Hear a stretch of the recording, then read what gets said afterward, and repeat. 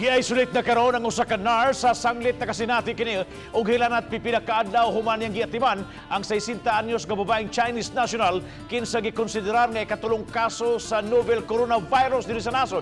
Nasaran mga gipamati nga sintomas ang sa maong balatian ang maong nurse kauban ang maong langyaw gawas kaniya. Ang tanan niyang mga nakauban sa hotel, ang uban pa healthy. Doon na lang tayo usa ka nurse sa hospital nga among gibisita medyo nagsige mag-duty pero naigibati mo na nga amo gasugod na ron gi-isolate na nato ang maong nurse karon.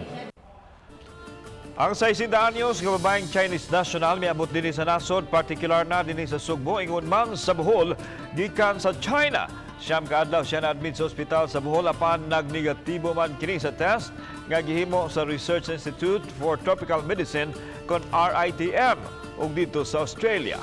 Pero nagpositibo ang usa sa mga sample sa gihimong repeat run sa RITM sa Mandaluyong. Nagpadayon hangtod karon naghimo nga contact tracing sama sa mga nakauban ug nakahugoy-hugoy sa maong Chinese national nga nakapauli na dito sa China.